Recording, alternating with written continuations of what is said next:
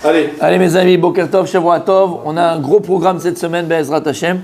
On va essayer de développer un sujet que nous ramène le Shem Ishmuel sur la parashat Shavua. C'est rare que l'on parle de la parashat toute la semaine, et là c'est d'actualité, vraiment d'actualité. Le Shem Ishmuel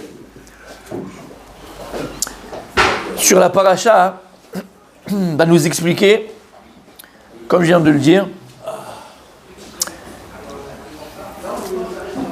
la notion du Mashiach. Donc c'est l'actualité. Il a écrit donc, vous savez que la parashat Vaishlach, c'est le retour de Yaakov Avinu en Eretz Israël, après toutes les années passées à travailler chez Lavan, où l'abbé va donner naissance au Shifteka, aux 11 tribus, puisque sur le chemin va naître Binyamin. Et donc il va donner naissance aux 12 tribus en fait. Et c'est la naissance du peuple juif. À partir du moment où Yaakov donne naissance à ces 12 enfants, c'est la naissance du peuple juif. Et alors Binyamin n'est pas encore né, d'accord? Comme ça j'ai dit, ils sont 11. Et on sait que Rachel était enceinte de Binyamin. Pourquoi est-ce que pourquoi Kadosh Baruch Hu plutôt ordonne à Yaakov Avinu de revenir et de retourner en Eretz Israël, alors qu'il avait quitté Eretz Israël sous l'ordre de ses parents, surtout parce que Esav voulait le tuer? Alors en vérité, cette parasha de Vaishlach, c'est l'histoire d'Israël, et l'histoire de Esav. Esav, c'est l'Occident, c'est plus les chrétiens que les musulmans, d'accord? C'est les autres peuples, puisqu'on sait que Ishmaël, c'est les musulmans. C'est l'histoire de Israël et de Esav tout au long de l'histoire. Pas seulement ponctuellement ici ce qui s'est passé. Sur cette paracha, lorsqu'on dit Maaseh Avot Siman Abanim, les actes de nos pères et un signe pour les enfants, c'est pour toutes les parachutes, pour toutes les parachutes de la Torah. Mais là, précisément, c'est l'histoire mamash d'Israël et de Esav tout au long de l'histoire. C'est pour ça qu'Akadosh Baruch Hu, quand est-ce qu'il va dire à Yaakov retourne en Eretz Israël? À partir de la naissance de Yosef. À partir du moment où Yosef naît, c'est le moment où il peut rentrer en Eretz Israël. Et on va voir, puis Vaishlach, on n'est à même pas 10 jours de Hanouka. Hanouka, c'est l'essence même de Yosef Hatzadik. On avait fait les cours l'année dernière, on va redire cette année. D'accord? Et c'est d'accord, donc un moment précis pour la venue de Mashiach ben Yosef. Puisqu'on va voir ce qu'explique le Shem Ishmuel, qu'on a deux Meshiachistes, on a deux Mashiach. Il n'y en a pas un, on a deux Mashiach. On a deux Messies dans la Torah. On a Mashiach ben Yosef et on a Mashiach ben David. Et on va voir, comme explique le Shem Ishmuel, on a besoin de ces deux Mashiach. On a besoin des deux. Parce que le travail de l'un, ce n'est pas le travail de l'autre. Alors déjà, il nous dit, où est-ce qu'on voit ça en remèze dans la paracha? Où est-ce qu'on voit ça en allusion dans la paracha où on parle des deux Mashiach? Il y a écrit que lorsque Yaakov il va envoyer les cadeaux à Esav par l'intermédiaire de messagers, il va dire, vous lui direz, Vaï li shor vachamor. Donc Yaakov il dit à Esav, Vaï li shor vachamor. Il dit, j'avais des shors, tu sais, Imlavan Garti, j'ai habité avec Lavan, et j'ai travaillé là-bas dur, et j'ai fait ceci, il raconte sa vie. Et il dit, Vaï li shor vachamor. Et j'avais des taureaux, et j'avais des ânes. Bon, il a besoin de raconter en détail quand tu parles à quelqu'un, tu as besoin de voir en détail, tu sais, j'avais de l'or, j'avais des bijoux, j'avais des machins, j'avais des biens. Qu'est-ce qu'on s'en fout en vérité? Et qu'est-ce que Esav ça peut lui faire qu'il avait des chors et des chamans? Tu peux dire j'avais beaucoup d'argent, j'avais beaucoup de biens, et tu rentres dans les détails. Qu'est-ce qu'il vient dire ici à Yaakov, à Esav en lui disant, Vaïli shor vachaman. J'avais un taureau, j'avais un shor, on passe pas shvarim, shor, j'avais un taureau et j'avais un âne. Bon, dans le pshat, dans l'explication simple, c'est qu'il avait beaucoup de taureaux et beaucoup de. Mais là, il n'y a pas écrit ça. J'avais un taureau et j'avais un âne. C'est au singulier? Oui. Singulier. Shor, vachaman. Shor, vachaman. Dans le pshat, la compréhension littérale, pour dire qu'il en avait plusieurs. Mais là, c'est au singulier. Shor, vachaman. Et nous dit le Shem Ishmuel, Shor ze mashwar milchama.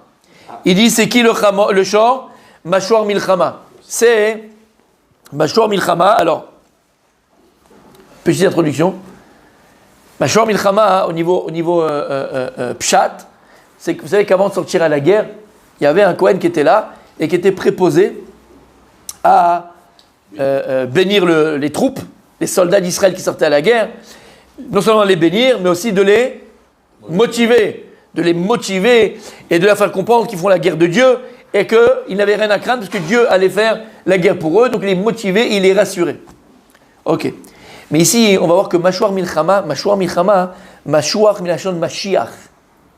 Pourquoi est-ce que Mashiach, il s'appelle Mashiach? Vous savez qu'en hébreu, chaque mot, il a son sens profond. À partir du moment où tu le traduis, il perd et tu le dénatures complètement.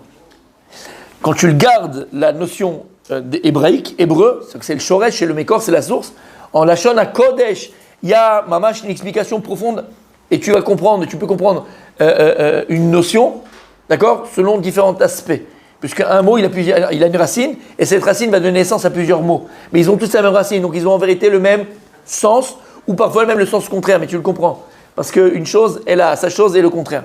Bref, Mashiach, il a plusieurs sens. Mashiach Rabbi aussi, c'est quoi? Mashiach, c'est Mashuach. Il a fait. Pourquoi est-ce que le Mashiach, qu'on dit donc le Messie, le Mashiach, on l'appelle d'accord, le libérateur, du Milachon Mashuach, c'est quoi? Hein? Oin. Oin. C'est oindre. En hébreu, Mashuach Milchama, c'est oindre. Oindre, on dit? C'est pas dire oindre? Ouais, d'accord, oindre. D'accord. Il a fait. D'accord, je ne sais pas. Maintenant, c'est pour ça, par exemple, que le roi d'Israël, le roi en Israël, pour l'introniser roi, qu'est-ce qu'on faisait? Il était oint. On connaît l'histoire avec Shaoul Amelech, le premier roi, avec David Amelech, lorsque le prophète Samuel va chercher chez les enfants de Ishaï, puisque Dieu lui dit, ça y est, j'ai enlevé la royauté de Shaoul, et je l'ai donné chez Ishaï, un des enfants de Ishaï, il n'a pas dit qui. Il est venu avec une petite fiole d'huile, Shemen Amishra. On appelle cette fiole en hébreu Shemen Amishra, l'huile d'onction. Shemen Amishra. Mishra, c'est aussi aujourd'hui pommade, mais c'est en hébreu moderne. Bien sûr. D'accord? C'est en hébreu moderne. Aval, ça veut dire quoi? Ça vient de l'huile d'onction, c'est oindre. Ok, il est venu, le prophète Samuel, c'était dans la petite fiole, et tous les fils sont arrivés, ils croyaient que c'était le plus grand, le plus beau, c'est pas lui, à Oliab, tatata, à la fin. Bon, on sait quoi? La fiole est là. Le bouchon, il a explosé comme du champagne. Et lui, il est sorti tout seul quand il a vu David Amelech. Et on a oint David Amelech. Et comme ça, un roi d'Israël ne peut être roi uniquement s'il a été oint avec l'huile d'onction. Comme il a dit, même le Kohen Gadol, il était oint. Et exactement. Et tu vois que par défaut, les nations du monde ont pris cette notion qui est majestueuse, d'accord, pour montrer que la personne, elle est choisie, et en fait, ça, elle a été choisie par Hachem. Alors, ils vont oindre aussi le roi, et donc, mais en vérité, ça fait partie des rois d'Israël. Et c'est une marque d'Avka dans les rois d'Israël, et pas dans, mais ça a été pris par les nations. En tout cas, c'est ce qu'on dit. Donc, on dit Mashiach, c'est quoi? Ça vient de Mashuach, oindre, d'accord? C'est Mishra. Maintenant, donc, par défaut, pourquoi on appelle Mashiach Mashiach? Parce qu'il a été oint. Donc, il a été choisi par qui? Par Akadosh Baruch Hu. C'est ça Mashiach. Mashiach, la première chose, c'est qu'il a été choisi par Akadosh Baruch Hu. Il a été choisi par Dieu.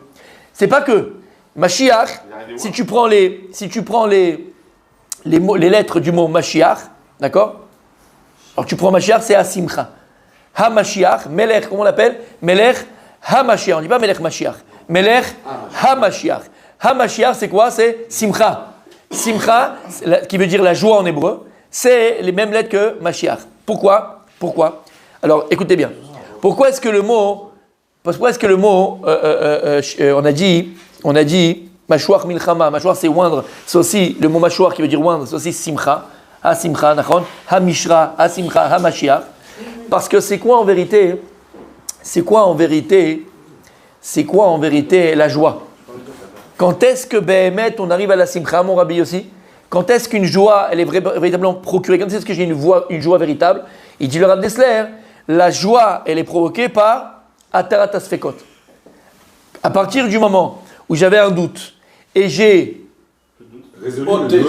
ôté ce doute, résolu mon doute, j'ai ôté ce doute-là, Atarat Asfekot, j'ai délié le doute, j'ai plus de doute, cette faculté de pouvoir ne plus avoir de doute, ça provoque la simcha. Ça veut dire que là, le doute, c'est quoi? C'est la séparation. Je donne l'exemple. Tu es sur un chemin et tu ne sais pas quel chemin prendre. Maintenant, tu as un chemin qui t'amène sur la caverne d'Ali Baba et tu as un chemin qui t'amène dans l'enfer, entre guillemets, d'accord? Et tu ne sais pas, et tu as un doute parce que là, c'est tout ou rien, quoi. Soit j'ai le bien, soit j'ai le mal. À partir du moment où je choisis, et j'ai choisi entre guillemets donc le bien, cette atteinte à Svekot, le fait que j'ai plus de doute, c'est ça qui amène le joie. Je donne un autre exemple. Si maintenant... Si je choisis l'autre chemin. Eh ben là, c'est mort. Oui, mais il a la joie quand même. Non, il n'a plus la joie. Non, il est mort. Non, il est mort. Je vais donner un exemple. Si maintenant, j'ai un billet de 500 euros, d'accord? Et je le déchire. Je te donne la moitié du billet. L'autre billet, je le garde. L'autre moitié, je le garde. Est-ce que tu es joyeux? Non. Pire que ça. C'est pire. Non seulement tu n'es pas joyeux, mais le fait d'avoir la moitié d'un billet de 500 euros, c'est qu'il te manque le reste. Donc non seulement tu n'as pas la joie, mais en plus tu es dans le stress. Le doute, il t'amène le stress, il t'amène le manque, il t'amène d'accord, la difficulté. Mais si je te donne maintenant l'autre moitié, tu peux mettre un scotch, aller à la Banque de France, entre guillemets, il te donne un billet entier de 500, donc tu as un billet entier. Là, tu as la joie. Il dit Rav Dessler, par définition, le doute, il tue la joie, il empêche la joie. Donc c'est quoi la joie? Atat asfekot. Et en vérité, tu comprends? Quand maintenant on va oindre une telle personne en tant que Mashiach, qu'est-ce qu'on fait? On enlève le doute. Parce qu'on ne sait pas qui c'est le prochain roi d'Israël. On ne sait pas qui c'est le roi. Donc il y a un doute. Le doute, c'est la difficulté. Le doute, c'est le stress.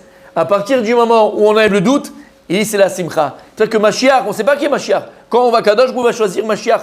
Shemen Amishra, qu'est-ce que ça va amener? Ça va amener la simcha.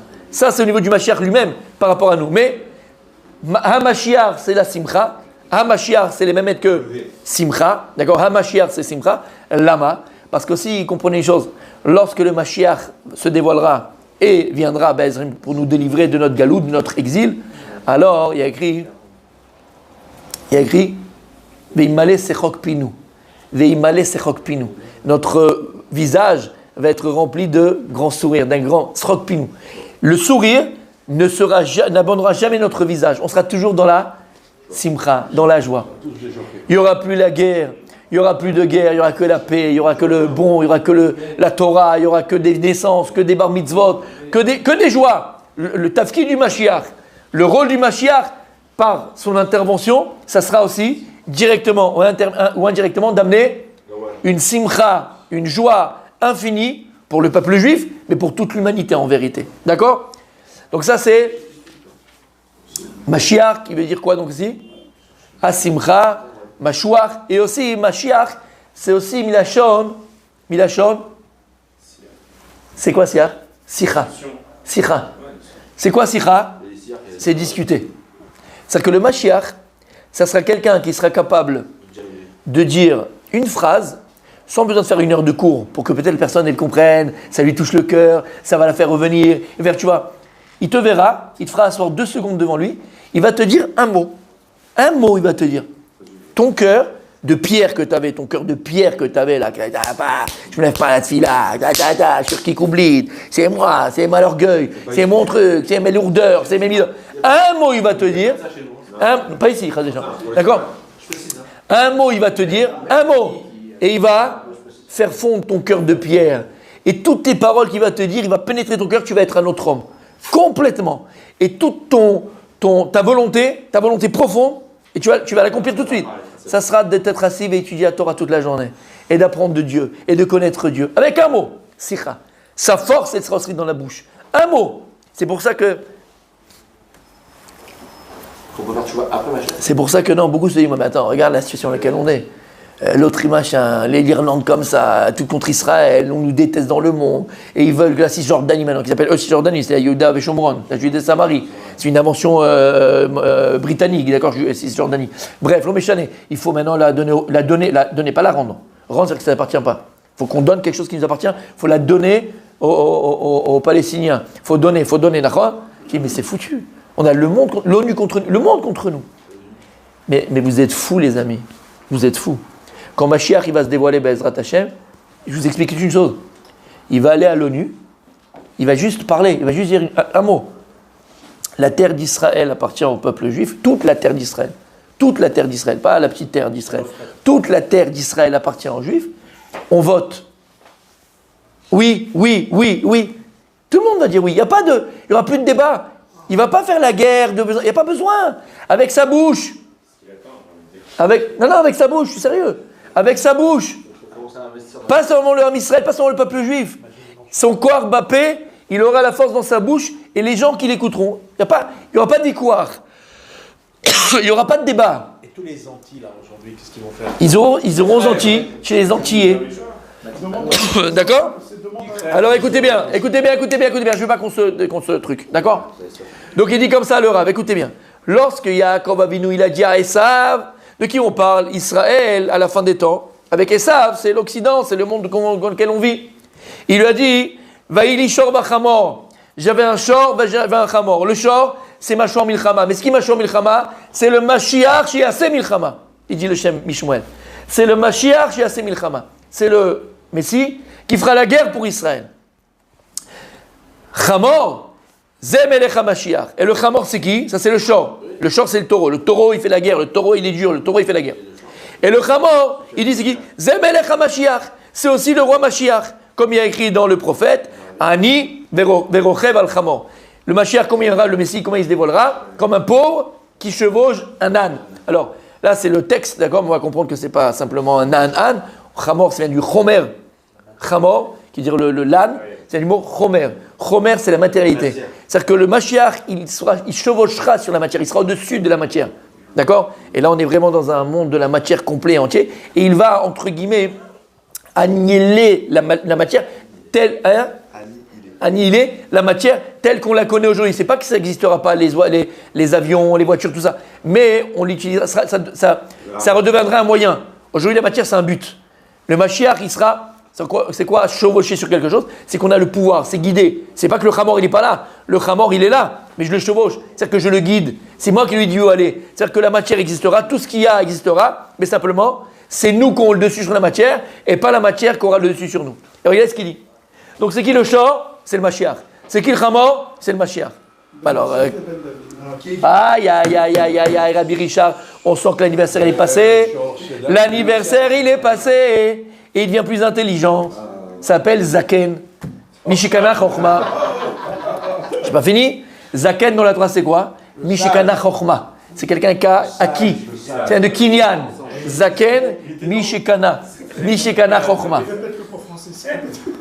Omer Hashem Ishmael.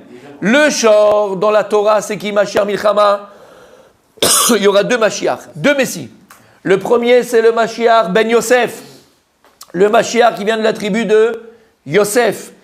Le Mashiach de la tribu de Yosef, lui, il fera la guerre. D'abord, il y aura la guerre, Gog et Magog, comme on connaît. Et c'est lui qui fera la guerre de Gog et Magog. C'est pour ça que Yosef, il est comparé au shor. Le shor. Bechor Shoro Adarlo. C'est qui le shor? C'est la bracha qu'il a reçue de Yaakov Avinu. Yosef Hatzadik, il est comparé au shor, comparé au taureau. Bechor Shoro Adarlo, c'est Yosef Hatzadik. Donc le premier Mashiach qui viendra, ce sera Mashiach Ben Yosef, la tribu de Yosef. Et lui, il fera la guerre contre Esav. Pourquoi? On a expliqué. Lorsque Yosef est né, là, Kadosh Baruch Hu dit à Yaakov, tu peux retourner en Eretz Israël. Maintenant, mais il y a Esav qui veut me tuer. Lama, de toutes les tribus, le seul qui est capable de faire la guerre contre Esav, c'est Yosef. Et Esav le sait. Et Esav, il a peur de Yosef. Parce que le seul qui est capable de contrecarrer et vaincre Esav, c'est Yosef. C'est pour ça qu'il y a Kadosh Baruch Hu dit à Yaakov, maintenant que Yosef il est né, c'est bon, tu peux partir, tu peux retourner, n'aie pas peur. Yosef Hatzadik, c'est lui qui fait la guerre contre Esav ponctuellement, mais aussi dans le temps. Mashiach Ben Yosef, c'est lui qui fera la guerre contre Esav à la fin des temps. Mais ce n'est pas suffisant. Il y aura un deuxième Mashiach. Qui? Mashiach Ben David. Et ça, c'est le Chamor. Il vient du Chamor qui a écrit le Lan qu'on parle dans le verset. Il fait référence à qui? Ani, Rochev al Chamor. Un pauvre qui chevauche sur le Chamor. On a dit, c'est quoi Ani? On va le voir. Ani avec Aïn. Ani. Un pauvre, c'est la notion de Achna'a. Achna'a, de soumission. Ani, c'est quelqu'un qui est soumis. Achna'a. On parle d'humilité. On ne parle pas maintenant de quelqu'un de pauvre, mamache. On parle d'humilité. Quelqu'un de soumis, quelqu'un d'humble. Yoshev al-Chamor, il est Rochev al-Chamor. Donc on voit qu'il va réussir à avoir le pouvoir sur la matière. Donc qu'est-ce qu'on a vu déjà ce matin? Et demain on va développer ces notions de ces deux Mashiach. Qu'en vérité il y aura deux Mashiach. Il y aura deux Mashiach. Un Mashiach descendant de Yosef et un Mashiach descendant de David Amelech. de Yehuda, donc David Amelech. Maintenant, ce qu'on va voir demain, ce qu'il dit, explique le Shem Ishmael, quel va être leur rôle? Pourquoi est-ce qu'Akadosh Baruch Hu, il va au préalable envoyer un premier Mashiach qui est Mashiach de Yosef, qui sort de la tribu de Yosef, et pourquoi après un Mashiach ben David, fils de David, descendant de Yehuda? Pourquoi il n'y a pas un seul Mashiach? Il fait son travail. Pourquoi est-ce qu'on a besoin des deux Mashiach? Ça on verra demain, Bezrat Hashem. On n'a pas eu le premier.